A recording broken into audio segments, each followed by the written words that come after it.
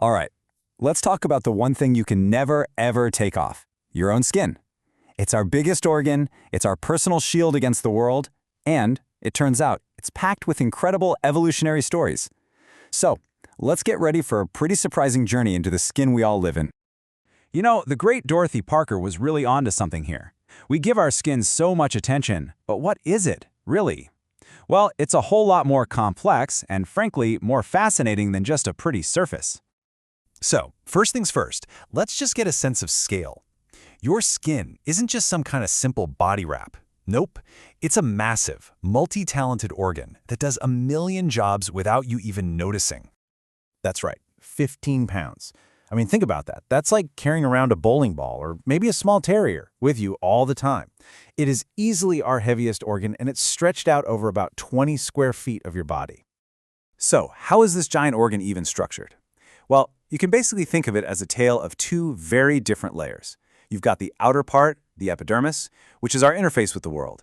And then you have the inner part, the dermis, which is like this bustling factory floor that keeps everything running. And the difference between them, it's literally life and death. That's a pretty wild thought, isn't it?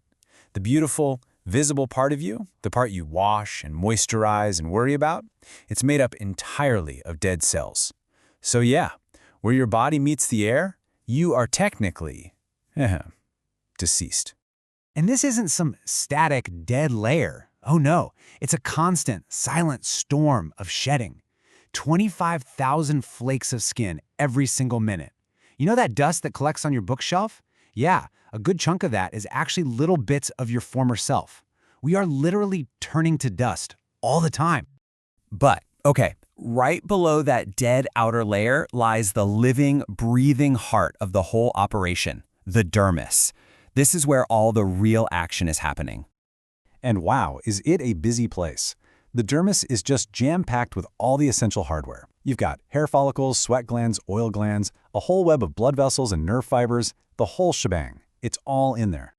And check this out, your sense of touch isn't just one general feeling. It is incredibly specialized. You have different little receivers for everything.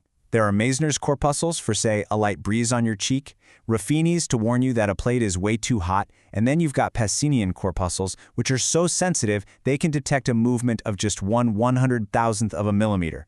Just incredible. All right, so from the machinery of touch, let's move to one of the skin's most visible, and let's be honest, socially charged features, its color. But if you look at it biologically, it's just this incredible story of adaptation. This quote from a surgeon just puts it all into perspective, doesn't it? He was talking about how he peeled back this translucent, millimeter-thin layer of skin from a cadaver and realized, that's it. That tiny little sliver is where all our skin color lives. All that human history and conflict, based on a fraction of a millimeter of tissue. So what's responsible?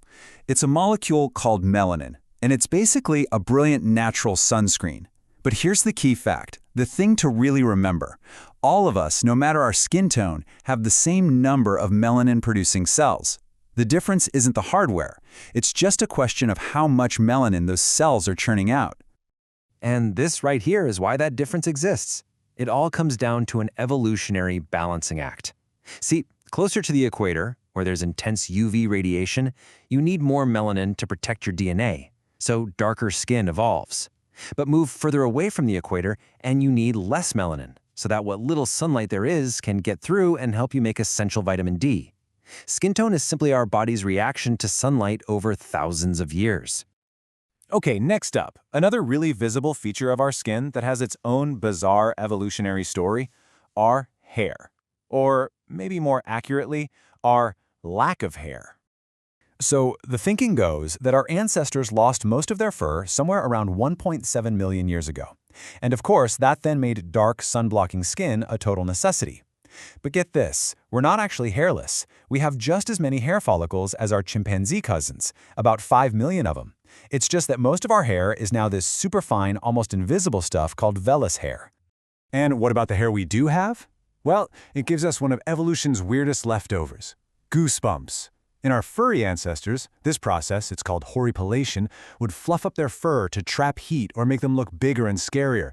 For us, it does absolutely nothing, no benefit whatsoever. It's just a ghost of our furry past. All right, now we're going to venture into a world you can't see, but one that is absolutely thriving all over you, right at this very moment. Your skin isn't just your skin, it's an entire ecosystem. Need proof of just how diverse this ecosystem is? Well, look no further than your own belly button. Seriously, one project swabbed the navels of 60 people and found over 2,000 different species of bacteria. That's a staggering amount of life in one tiny little spot. And here is the absolute kicker. Of those thousands of species, nearly 2/3 of them were completely new to science.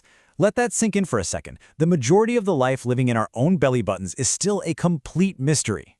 And this ecosystem isn't just bacteria. Oh no. Grazing in the little oily divots of your hair follicles are microscopic mites called demodex. And these little guys are ancient companions. They've lived with our species for so long that scientists can actually use their DNA to track ancient human migrations. They are a living record of our journey, and a harmless reminder that you are never, ever truly alone. But you know, after everything we've talked about, it's pretty humbling to realize just how much about our outer selves is still a complete puzzle to us. I mean, just take a look at your own hand. Why those unique little whirls and loops?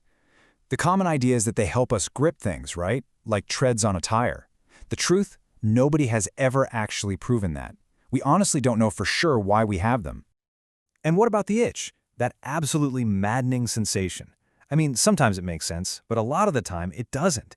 Science is completely baffled by cases like patient M, a woman who, after a case of shingles, had an itch so severe she literally scratched through her own skull into her brain. And even after all the nerve fibers there were destroyed, the phantom itch remained. And that just reminds us that our skin is not a finished product. With global travel and changing climates, we're right in the middle of a brand new experiment in human evolution, which leaves us with a final, fascinating question to think about. 1,000 years from now, what new story will our skin have to tell?